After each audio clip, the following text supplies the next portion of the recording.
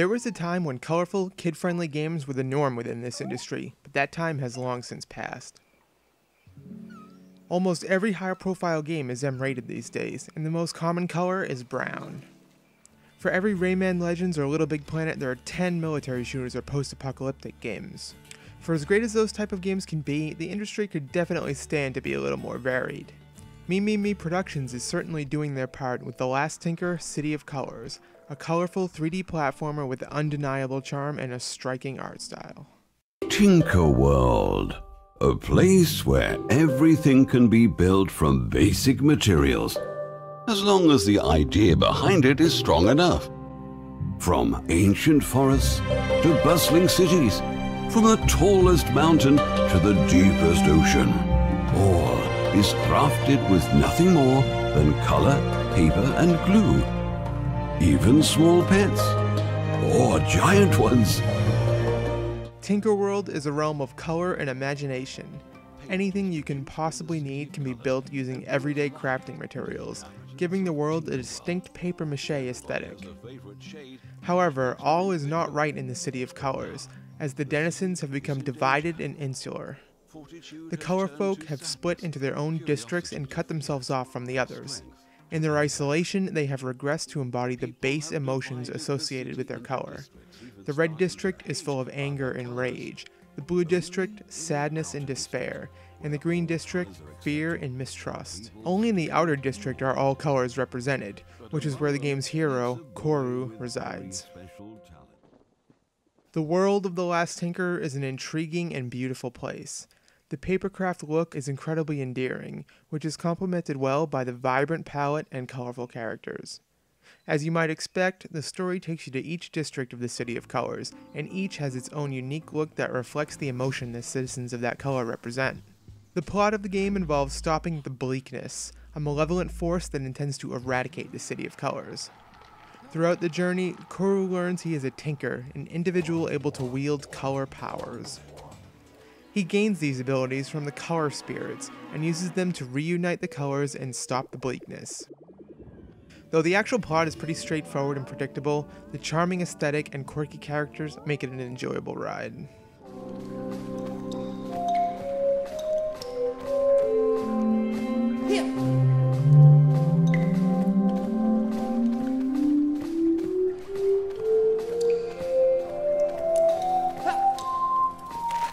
The Last Tinker is probably most accurately described as a platformer, but it plays differently to most typical 3D platformers.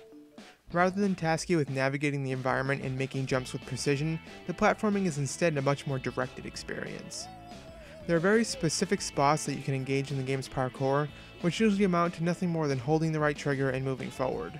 These sequences look nice and function as intended, but if you're looking for a true 3D platformer, you're likely in for disappointment. There are occasional instances of challenge, usually the result of timing-based obstacles, but they are rare. For a game that is billed as a platformer, the absence of a jump button is a bit of a red flag.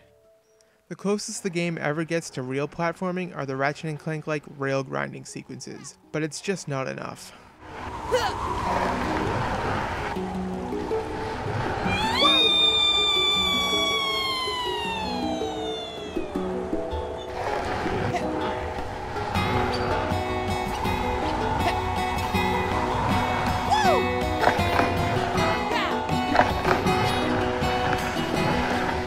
In addition to platforming, the game also features melee-based combat, which while also overly simplistic does feature more depth than the traversal. When the combat is first introduced, it seems to be simple to an almost mindless degree, but as you get deeper into the game, more complexity presents itself. The different color powers each have a specific use in combat, and later enemy types force you to make use of all of them to survive. It's still not super deep, but the combat is varied enough to hold your interest for the entirety of the game. Even though they are mechanically a bit on the shallow side and not remotely challenging, both the platforming and combat are fairly satisfying and usually enjoyable thanks to tight controls and smooth animations.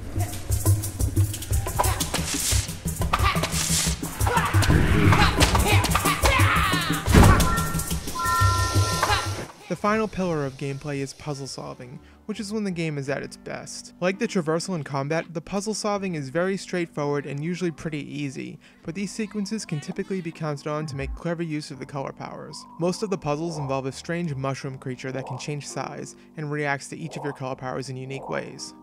Like the other aspects of gameplay, if you're looking for a challenge, you're going to be disappointed, but the interesting color mechanics make them engaging nonetheless. The game is especially good at making you rethink situations as you gain new abilities. You get completely new ways to interact with objects you've been seeing the entire game, which creates a great feeling of variety and progression.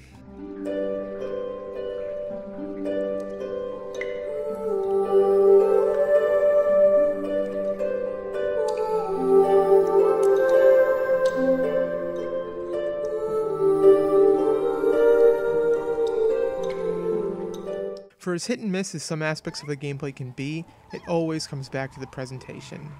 The Last Tinker is nothing short of striking, an impressive blend of technical prowess and an enchanting art style. Each district has a distinct look that is both a reflection of those that live there and a consistent part of the greater whole. The music is also outstanding, complementing the visuals and enhancing the tone of the story. The only negative that can be mentioned about the presentation is the lack of voice acting, which necessitates a lot of text. However, the game makes the best of this shortcoming by integrating the text bubbles into the art style, making them cardboard cutouts in the world that hover above the characters' heads.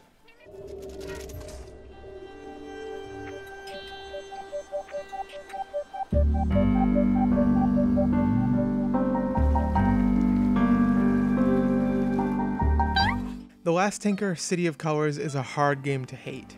The beautiful visuals, brilliantly realized art style, and enjoyable music will put a smile on even the most cynical faces. The gameplay, while certainly far too simple and often downright shallow, is mechanically sound and controls well. The unique and endearing setting, populated by likable characters, gives the game substance to accompany the pretty visuals. The Last Tinker, City of Colors is certainly not for challenge junkies, but anyone looking for a downright pleasant experience full of charm and whimsy will not be disappointed. And the final score is 4 out of 5.